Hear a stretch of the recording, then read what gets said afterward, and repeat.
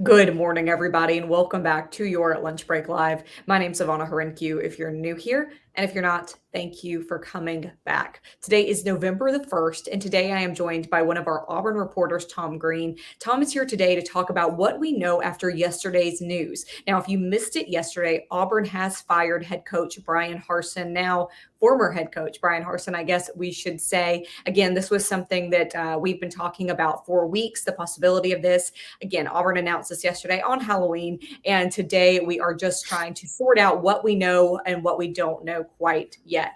Tom, I know you are exhausted and you have been working on this and trying to get all of the things we know and report those out, and also again kind of wait on what we don't know and also explore some of that. So first, let's talk about what we do know. Bryan Harsin is out. Tell us about the money here. Tell us about the contract. What does he walk away with?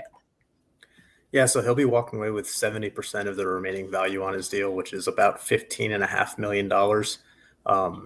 Half of that is due to him in the first 30 days. So by the end of November, he'll be getting $7.5 million there, and the rest will be divvied out in 4 equal payments. I'm not sure. I can't recall off the top of my head the exact timeline for those, but yeah, $15.5 million. Obviously, Auburn has doled out quite a bit in buyouts between the $18 million or so owed to Gus Malzahn and all the money owed to his staff, and then the buyouts of guys like Mike Bobo. And it's a lot of money to invest, but they're hoping that the investment pays off and that they can get this ship turned around and get things straightened out. When we talk about that, you talk about the money that they still owe. You talk about Gus leaving. We have to keep in mind Bryan Harsin, it kind of feels like a lifetime now that he's been there because we've talked about it so much. He's only been there for 22 months. That's about 21 games. So he hasn't been there that long. And his contract, I believe, ran through 2026. So there were still quite some years on that contract. So I guess that explains some of that payout. But again, not a bad payout for somebody who was fired from a job. Oh yeah, I mean, if you paid me $15 million to not do a job, you'd never hear from me again.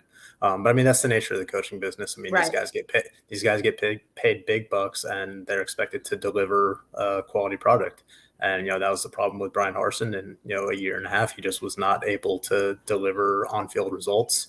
It's got off to a promising start with that 6-2 record to start last season, but then that collapse against Mississippi State, they just kind of never recovered from that. Lost 5 straight to end that year, 3-5 this year. First time 2 games below 500 in a season since 2012. That 2012 season has been evoked frequently this year.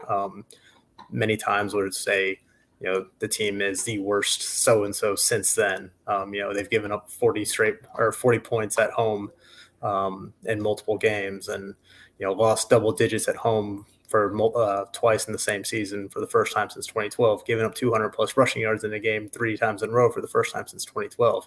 It just adds up and adds up. And if you look over the last calendar year in particular, since that loss to Mississippi State late last October, they're 3-10. And they have just 1 win over a Power 5 team, and that was the game against Missouri earlier this year, where they were quite literally gifted a win in overtime with Missouri just dropping the ball short of the goal line.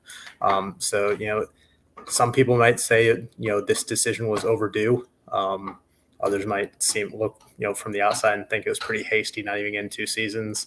I think, the answer lies somewhere in between there, because this was clearly a failed experiment for Auburn and Bryan Harsin. I think that's a good way to put it there, Tom. We know, again, Bryan Harsin came from Boise State, no ties to Auburn, no ties to the SEC, and no experience there in the SEC. So you make that word experiment, I think, is a really good one to describe the situation. But we can talk about that and what went wrong with Bryan Harsin all day. I'm sure a lot of people have since yesterday. But let's talk a little bit about what is next. Now, we know right now there has been an interim coach named, and I know that that is a pretty big name for a lot of people who are Auburn fans or who have kept up with the SEC for a long time. So tell us a little bit about that and kind of what the plan is getting this interim coach in and getting him adjusted. Yeah, so they had a team meeting yesterday where Cadillac Williams was introduced as the interim head coach. It made sense. I mean, a lot of people kind of figured it would be him or Zach Etheridge, just because, those are 2 very beloved Auburn guys. Zach Etheridge, obviously a captain and on that 2010 national championship team. Cadillac Williams, just a program legend, one of the greatest running backs to come through Auburn. But he's also the most tenured guy on that staff right now. He's in his 4th season here, so he's got a familiarity with the lay of the land. The players love him. I think he's someone who's obviously been through the fire there with him, as a player and now as a coach. So he's been through some of this change before. He was the only holdover from Gus Malzahn's staff onto Bryan Harsin's staff. So they kind of, I think he can be the guy that kind of steadies this ship for the final month of the season, and a guy that these players can really rally around. Well, and I think also too, we have to look at the elephant in the room there with Cadillac Williams being named for obvious reasons because of his skill, his coaching experience, but also Auburn needs some good publicity right now. And you pick a name like Cadillac Williams, where people who again are Auburn fans, have been Auburn fans or SEC fans for a long time, they immediately know that name, they know that person, or they feel like they know that person. And it might just be kind of a good publicity move as well for Auburn when they try to recover from what largely has been a negative experience for the last 2 years of Bryan Harsin. Yeah, I mean, like I said, he's a household name. He's a program legend, an All-American. I mean, he's a guy that these players really love. He certainly got the stamp of approval from Tank Bigsby, who's certainly Auburn's most talented player on either side of the ball. So I'm curious to see, kind of how he does in his, first experience as a head coach, because you look at what's left on this coaching staff, there aren't really any guys with head coaching experience. So that was going to be a difficult decision no matter what, especially when, you're making some other changes there. A handful of the guys that came with, Bryan Harsin from Boise State to Auburn were also let go yesterday. So, you're kind of weeding out what, some of those outsiders and, just trying to get back to Auburn football. And they think they can do that with Cadillac this next month. And again, you talk about this next month, but going forward, there is a lot of talk about who is going to be tapped as the next head coach. I know that people have probably already seen these names, but I want to run through some of them with you, Tom, and also ask if we know anything about this. Some of the names being floated: Lane Kiffin, Hugh Freeze, Deion Sanders. Those seem to be kind of the biggest names that I've heard floating around, but I want to hear what you think and what you think the likelihood on any of that is. Yeah, I mean, it's obviously very early in the search. They just fired Bryan Harsin yesterday. They just named a new athletics director and John Cohen yesterday. But I do think it's interesting, at least, John Cohen coming from Mississippi State, a guy who's been in that state for, several years, not only as athletic director, but as a baseball coach before that. And all three of those guys you named, have ties to the state of Mississippi. Lane Kiffin, obviously, having a lot of success at Ole Miss in his, 3rd year now. Last 2 years have been, just incredible for them. I think he is going to be the name at the top of that list and the guy with the most realistic shot of getting that job. His name kind of came up the last time there was a coaching search here at Auburn. What he's been able to do, just put on the field in terms of offenses has been great, and that's been one of Auburn's biggest weaknesses the last several years. He's shown an ability to build a contender quickly, especially in the transfer portal era. A lot of people kind of dubbed him the portal king because of, the way he was kind of able to reload Ole Miss's roster this season. So I think he is the top name to watch.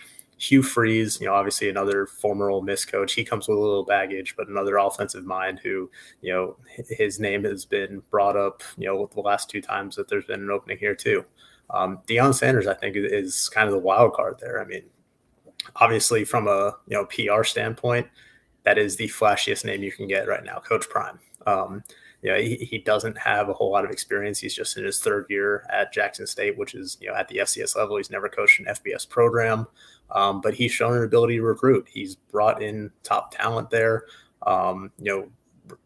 Recruited beyond anybody's expectations of what a HBCU or an FCS program should be able to do. So he's obviously, made a name for himself in a very short period of time. And I think he's a guy that a lot of people would kind of be wowed by. If that were to be the hire, it'd be one of those things that would be very dependent on who he puts around him as a staff in terms of experience coaching at this level in the SEC, in the state of Alabama, at the FBS level. But yeah, certainly those are 3 of the guys that, we think could be on that radar. And Deion Sanders, you bring up that's a flashy name, and you talk about his success there and his coaching success, his recruiting success. He also has had, again, a big following for years, even after his time in the NFL. I mean, I went recently to a game in Atlanta, a Falcons game, and he was only at the Falcons for what, 2 seasons maybe? And most of the people wearing Falcons jerseys were wearing Deion Sanders jerseys. So he just has a following. People are interested in him. And you talk about Lane Kiffin, about the success he's had at Ole Miss. Do we think, though, that Lane wants to leave Ole Miss? He has been very accepted there. He's been very loved there. Those fans adore him. Would he give that up to go to Auburn, where, again, the reception might not be quite as warm, might be under a lot more fire at Auburn than you are at some of these other programs? Yeah, certainly the Auburn job comes with kind of more burdens than, say, an Ole Miss because of where you're located and who your two main rivals are. I mean, you've got Alabama and Georgia probably at the peak of those programs' existence right now, and you're going head to head with them. The thing about Auburn, though, is it has proven to be a job where the head coach can compete for a national championship. You can only say that about maybe 15 programs across the country. You look at before Bryan Harsin, the last like 5 coaches at Auburn either won or competed for a national championship. So you have that going for you. I think you have some more resources at Auburn. You're obviously in a little bit more of a recruiting hotbed with Georgia right across the border. Florida's right there too. And Lane Kiffin is he's shown that he's not afraid to kind of needle Nick Saban. I think it would bring a kind of new dynamic to that Iron Bowl rivalry. Would certainly be interesting. But yeah, the question is whether he would want to leave what he's building at Ole Miss to come and kind of take over a rebuild at Auburn. Well, Deion Sanders would actually make that rivalry kind of fun too, with their relationship. And some of those Aflac commercials are pretty funny, I have to say. I don't even have cable, and somehow I have seen those, and I think that they're pretty good. So there's a lot to look for here, Tom. I know, again, this is going to be a long rest of the season for you. This is not kind of the die down time. Now you get to, again, maybe work harder than you have all season going forward. Tell me, again, we've got an interim head coach in. When do we expect to know more about the search for head coach? When do we expect things to kind of hit the ground running a little bit harder than they are right now? Yeah, well, I think a lot is going to happen kind of behind the scenes over these next 4 weeks. During the regular season, you're not really going to see a sitting head coach up and leave his program in the final month of the season, especially, a guy like Lane Kiffin who, has his team just one loss. They're ranked 11th nationally. They're in the hunt for, playing for the SEC West or maybe making a, New Year's Six Bowl or the college football playoff at this point. But there will be back channel discussions over the next several weeks. Between John Cohen and coaches' agents and stuff like that to kind of get the wheels in motion. The search is going to be underway right immediately. But once the regular season ends, I would expect a quick turnaround. I mean, Auburn obviously has a decent head start on getting this thing right. But you look at December 5th is when the transfer portal opens. So a lot of guys are going to be making their decisions then. You have the early signing period in early December too. You got to salvage that recruiting class. So you need someone in place, if not right after the Iron Bowl, within a few days. That's a tight timeline, Tom. I know you and the rest of our sports team are going to keep us up to date on that, keep us involved with what's going on there and what's going on, not behind the curtain, but in front of the curtain, what we can talk about there. So again, thank you so much for all of your expertise here. I'm going to let you get back to it. I know it has, again, been a busy 24 hours, a busy Halloween for you. So everybody watching, thank you so much for tuning in. We're going to leave a link here to Tom's latest reporting, and that way you can follow along too with his future reporting as well. Again, everybody, thanks for watching. Tom, thank you, and we'll see you all tomorrow.